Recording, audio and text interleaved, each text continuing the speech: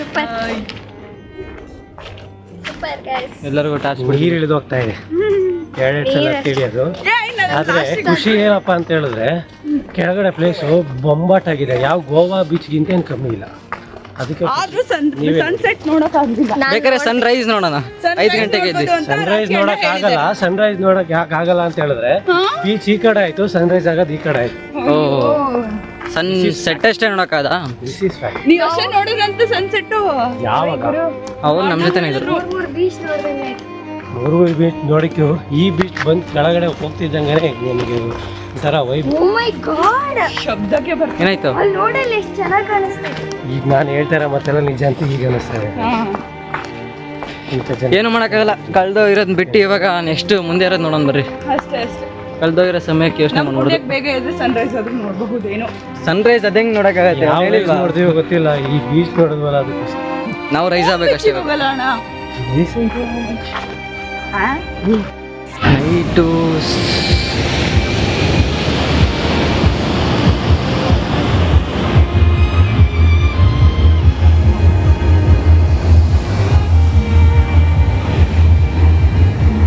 ನೀರು ಲಾಸ್ಟ್ ಇಲ್ಲಿ ತನಕನಾ? ಇಲ್ಲೂ ಈಜೊಡಿಬೋದಾ? ಬೆಳಗ್ಗಿಂದ ಎಲ್ಲ ಜಾಗಗಳನ್ನ ಸುತ್ತಾಡಿ ನಾವು ಕೊನೆಗೆ ಹೋಗಿದ್ದೆ ಗೋಕರ್ಣ ಹತ್ರ ಇರೋ ಕುಡ್ಲಾ ಬೀಚ್ಗೆ. ಹಾಗೆ ಸಮುದ್ರದ ಅಲೆಗಳ ಶಬ್ದನ ಕೇಳಿಸ್ಕೊಂತ ಬೀಚ್ ಹತ್ರನೇ ಇರೋ ರೂಮಲ್ಲಿ ಸ್ಟೇ ಮಾಡಿದ್ವಿ. ಫುಲ್ಲು ಹಾಡು ಹಾಕೊಂಡು ಫುಲ್ಲು ಗಿಚ್ಚಿ ಗಿಚ್ಚಿ ಗಿಚ್ಚಿ ಅಂತ. ಓಯ್ ಯಾವ ಜಾಗನ ಮಚ್ಚಿ? ಸ್ವಲ್ಪ ಈ ಜಾಗದ ಬಗ್ಗೆ ಹೇಳೋ ರಾಕಿ.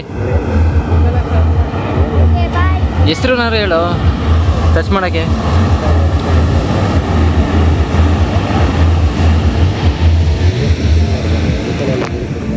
ಸಿಡ್ಲುವರೆ ಹೊಡಿತೀನಿ, ಏನೂ ಕಾಣಿಸ್ತಿಲ್ಲ. ಮತ್ತು ಅಲ್ಲಿ ತನಕ ಹೋದರೆ ನೀರು ಬಂದ್ಬಿಡುತ್ತೆ.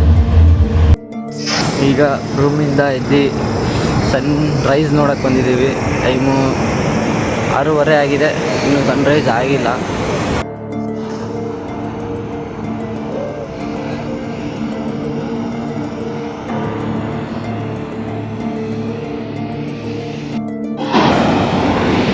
ಅಲ್ಲಿರೋ ಫ್ರೆಂಡ್ಸು ಪಿಚ್ ರಿಪೋರ್ಟ್ ಮಾಡೋಕ್ಕೆ ಹೇಳಿದ್ರು, ಸ್ವಿಮ್ಮಿಂಗ್ ಮಾಡೋಕ್ಕೆ. ಅದಕ್ಕೋಸ್ಕರ ಪಿಚ್ ರಿಪೋರ್ಟ್ ಮಾಡೋಣ ಅಂತ ಹೋಗ್ತಾ ಇದ್ದೀನಿ. ಅದೇ ಪಿಚ್ ರಿಪೋರ್ಟ್ ಅಂದರೆ ನಾರ್ಮಲ್ ಥರ ಅಲ್ಲ.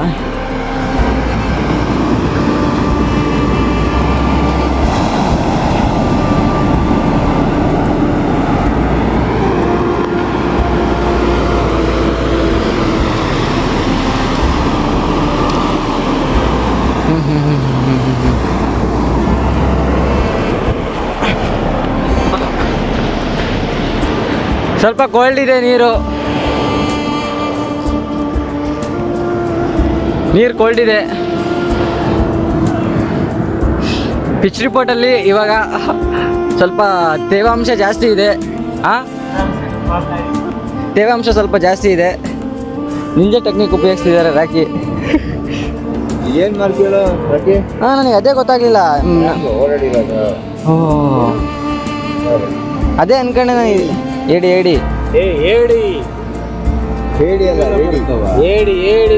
ಬರ್ತಾವ ಮತ್ತೆ. ಇಲ್ಲೂ ಎಲ್ಲ ಮರಳು ಇರುತ್ತೆ. ಕಚ್ಕಿಚಿತ್ತ ಆಮೇಲೆ ನಿನ್ನೆ ಬಬ್ಲಿ ಗುಂಡಿ ತೊಡಬೇಕಾದ್ರೆ ಸಿಗ್ಬೇಕಿತ್ತು ಹೇಳಿ.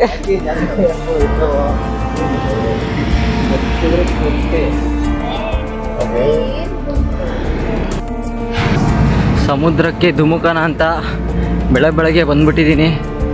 ಅದೇನೋ ಗೊತ್ತಿಲ್ಲ, ಈ ನೀರು ನೋಡ್ತಾ ಇದ್ರೆ ಆರಬೇಕು ಅನಿಸ್ತಾ ಇದೆ. ಧುಮುಕದೆ ಇವಾಗ ಸಮುದ್ರದೊಳಗೆ. ನಾನು ಈಜಾಡೋಣ ಅಂತ ಸಮುದ್ರಕ್ಕೆ ಹೋದಾಗ ನನ್ನ ಫ್ರೆಂಡು ಸನ್ರೈಸನ್ನು ವಿಡಿಯೋ ಮಾಡ್ತಾ ಇದ್ದ.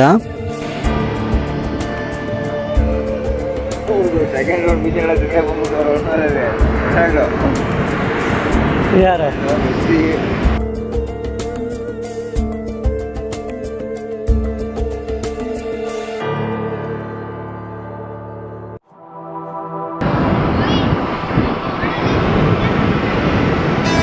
ಹೋಗ್ಲಿ ಬಿಡು, ಅಲ್ಲಿ 2 ಬೋಟ್ ಕಾಯ್ತದ ಅವನಿಗೆ ಅಂತಾನೆ. ನೀವು ಬರಲ್ಲ? ಯಾರು?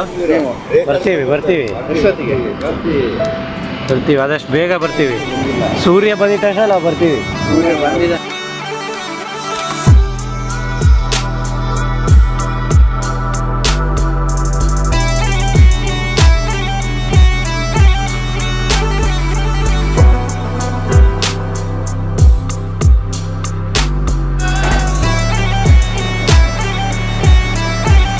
ಓಡು. ಇವನು ಓಡ್ತಿರೋ ಸ್ಪೀಡ್ ನೋಡಿದ್ರೆ ಇವನು ಸುಭಾಷ್ ಚಂದ್ರ ಬೋಸ್ ಆಗ್ಬೋದು. God is great.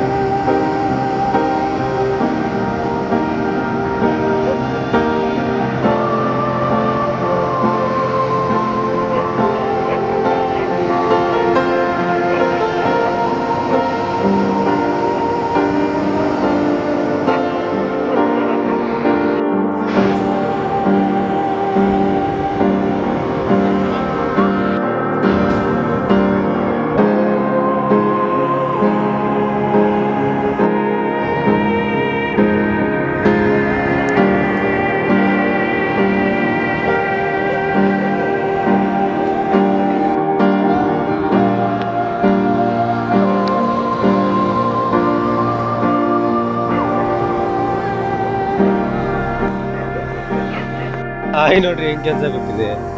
ನಾಯಿ ಚಪ್ಪಲಿ ಎಲ್ಲ ಕಿತ್ತಾಕಿ ಇಲ್ಲೇನೋ ಹುಡುಕ್ತಾ ಇದೆ. ಏನು ಹುಡುಕ್ತಾ ಇದೋ ಗೊತ್ತಿಲ್ಲ. ಏನೋ ಬೇಟೆ ಸಿಗ್ಬೋದೇನೋ, ನೋಡೋಣ ಏನು ಬೇಟೆ ಆಗುತ್ತೆ ಅಂತ. ಶಿಕಾರಿ. ಏನೋ ಸಿಕ್ತು ಏಡಿ. ಎಂತ ಕಲಾಕಾರಿ.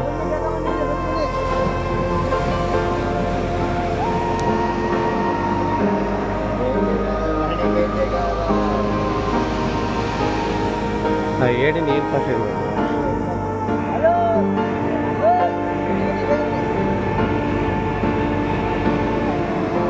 ಶಿಕಾರಿ ಬೆಳಗ್ಗೆನೆ ಶಿಕಾರಿ ಕಚ್ಕೊಂತು.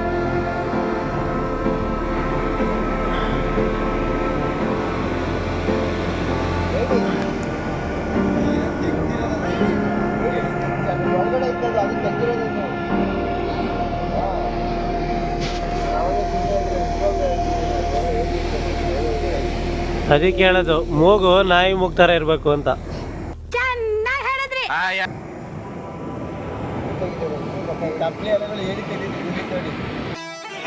ಹೇಳ ನೀನೇನೇ ಮಾಡಿದ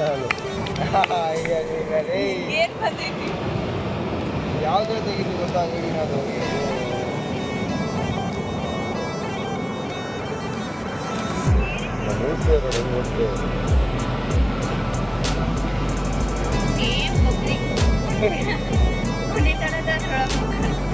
ಈ ಸಮಾಧಾನ ಆಯ್ತು ನಿಮಗೆಲ್ಲ. ಒಂದು ಬೆಳಗ್ಗೆನ ಮರ್ಡ್ರ್ ಮಾಡಿಬಿಟ್ರಿ. ಒಳ್ಳೆ ಬೇಕಾಗಿತ್ತು. ಹಾಗೆ ನಾವೆಲ್ಲ ಮತ್ತೆ ಮನೆ ಕಡೆ ಹೊರಟ್ವಿ. ಇದು 2 ದಿನ ಟ್ರಿಪ್ ಆಗಿದ್ರೂ ನನ್ನ ಲೈಫಲ್ಲೇ ಮರೆಯೋಕ್ಕೆ ಆಗದ ಮತ್ತು ಮತ್ತೆ ಕಾಡುವ ಸಾಕಷ್ಟು ಸಂದರ್ಭಗಳನ್ನು ಕೊಟ್ಟಿತ್ತು. ಈ 2 ದಿನ ಇಷ್ಟು ಬೇಗ ಮುಗೀತಾ, ಕಾಲೇಜ್ ಬೇರೆ ಮುಗೀತಾ ಬಂತು, ನಾವೆಲ್ಲ ಮತ್ತೆ ಸಿಗ್ತೀವ ಎನ್ನೋ ಪ್ರಶ್ನೆಗಳು ಪದೇ ಕಾಡೋಕ್ಕೆ ಶುರುವಾಯಿತು. ನಾವು ಈ ಟ್ರಿಪ್ಪಲ್ಲಿ ಎಂಜಾಯ್ ಮಾಡಿದ ಪ್ರತಿಯೊಂದು ಜಾಗಗಳು, ಕ್ಷಣಗಳು, ಮಾತುಗಳು, ಸ್ನೇಹ, ಪ್ರೀತಿ, ವಾತ್ಸಲ್ಯ ಇವೆಲ್ಲ ಕಣ್ಮುಂದೆ ಒಂದೊಂದಾಗೆ ಬರೋಕ್ಕೆ ಶುರುವಾಯಿತು.